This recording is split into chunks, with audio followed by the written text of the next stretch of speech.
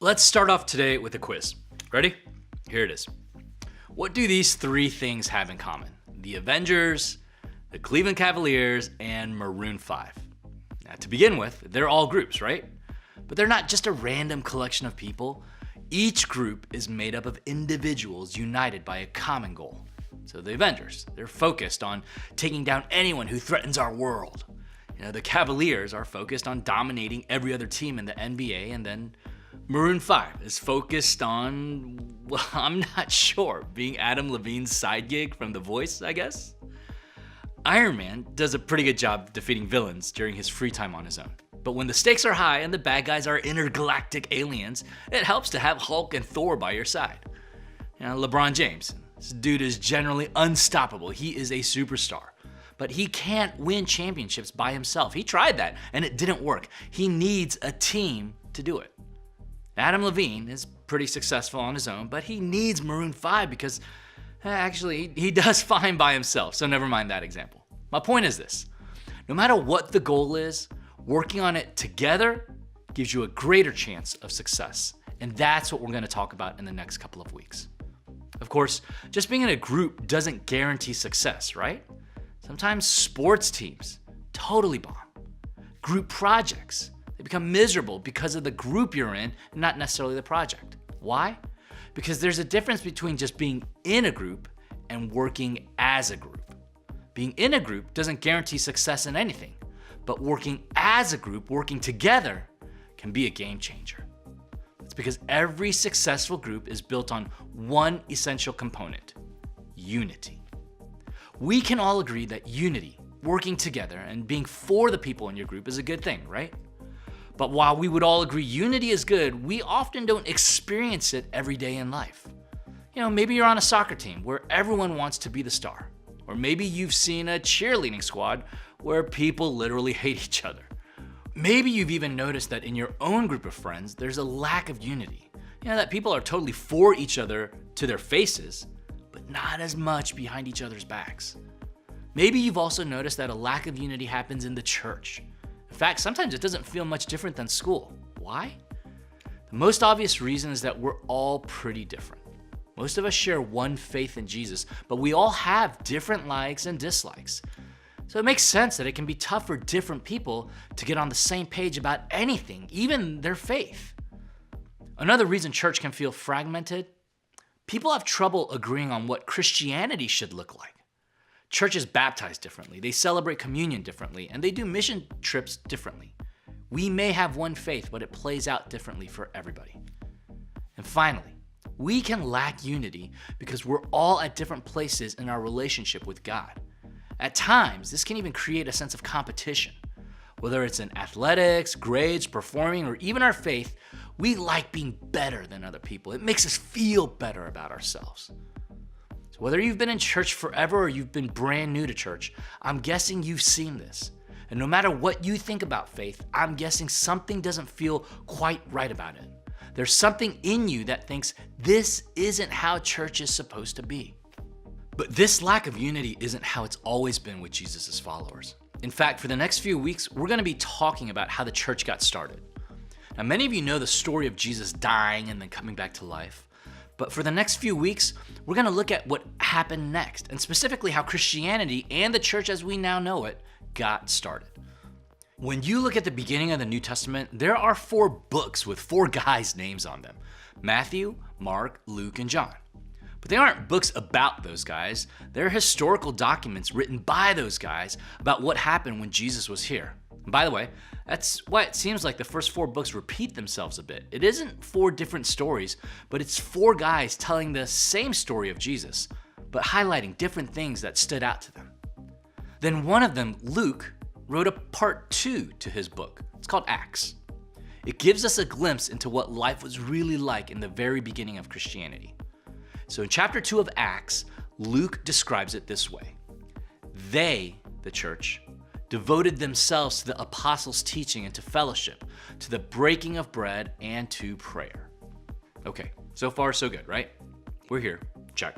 We have teaching, check. We have fellowship, yep, and we have prayer. Strong start. But what's next?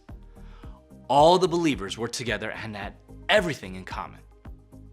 Now, when Luke says they had everything in common, I don't think it means they all liked the exact same foods or Netflix shows or music. It was more about how they looked out for each other. They were on a level playing field. Nobody had more or less than anyone else. Their priorities lined up with each other. That's it, right? Nope. What's next? They sold property and possessions to give to anyone who had need.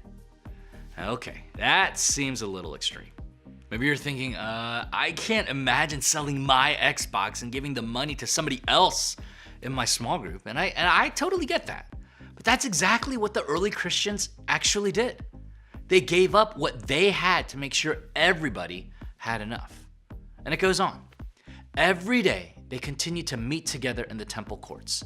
They broke bread in their homes and ate together with glad and sincere hearts, praising God and enjoying the favor of all the people. So just to recap, instead of just seeing each other once a week, they hung out together every day. They literally were a part of each other's lives. They ate together, spent time together, and had sincere hearts, which means they were real with each other. Sounds a little different than modern church, doesn't it? But doesn't that sound like something you'd want to be a part of? We all want to be a part of a ride or die group of friends. Imagine what it felt like for the first time someone in the group sold their stuff to help out another person. Talk about unity. Maybe you're thinking, yeah, I'd like that too, but that's not exactly how it is in my small group. I mean, it isn't bad, but it's not that. And is that even possible today? Well, you have a point. No, unity isn't common, but yes, it is possible. But it won't happen overnight. Has anyone here ever been on a mission trip? Could have been to another city or another country. For those of you who've traveled to serve people in a place that was foreign to you, you probably experienced a special kind of unity with the people in your group.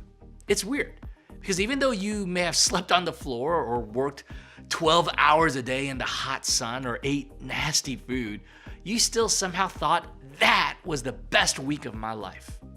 It's because unity, especially with other believers, makes life better. Think of it this way. Together, we are better. The same is true on other types of church trips or retreats. There's just something different about those types of experiences. In fact, I bet there's a lot of you who could point to a significant turning point in your life or faith that happened on one of those trips. Why is that? Why do things feel different there than they do here in this room?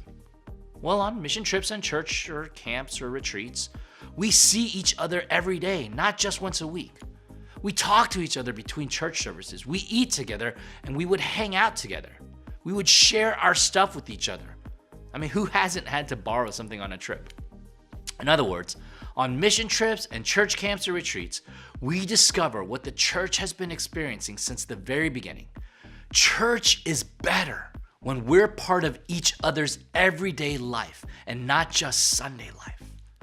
But it's not just about it being better. I mean, check out what happened when the early Jesus followers began to live this way. This passage ends on a really interesting note. And the Lord added to their number daily those who were being saved. In other words, this kind of unified place was appealing to everyone, not just people in the church. Even though Jesus' followers believed something that seemed crazy to outsiders, those outsiders still looked at the group and said, wow, I want to be a part of that.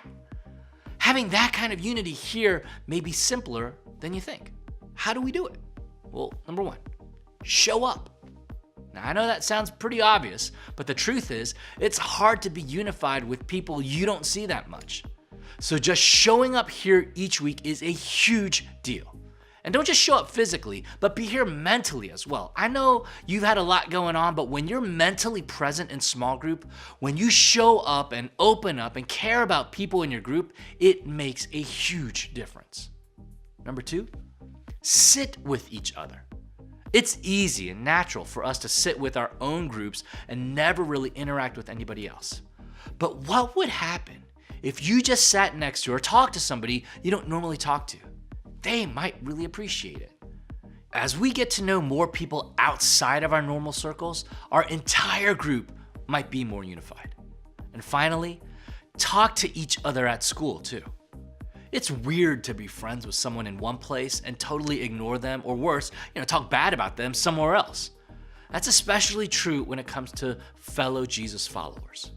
So when you see each other at school or on the bus or at practice, talk to each other. It won't kill you. Treat each other like they matter. When you show up, engage, and care about each other, you experience a better type of unity. And when this group is unified, when we're known for being people who are inclusive instead of exclusive, we're so much closer to God's vision for the church. When we appreciate people who are different from us, we begin to form a unified vibe that is appealing and inviting to people outside of the church. Almost everybody wants to be a part of something like that. Together, we are better. It's a simple idea, but it's a lot harder to make it a part of your life and live like it's true. But when you do, there's a payoff. Your life is better, the church's reputation improves, and you experience a community with other Jesus followers like the early church did. The church we see in Acts was called to something big. For those believers, church wasn't just about meeting once a week and trying to be nice people. They knew that church was created to be God's ambassador to the world. And in order to reach people with God's love, they had to be unified. They had to be focused around that common goal. They had to look beyond their differences and find something common to unify around. And the goal is still the same today. God wants to use this church and this youth group to share his love with all people. And we're way more likely to achieve that goal when we're unified, when we're for each other and all the new people who show up around here.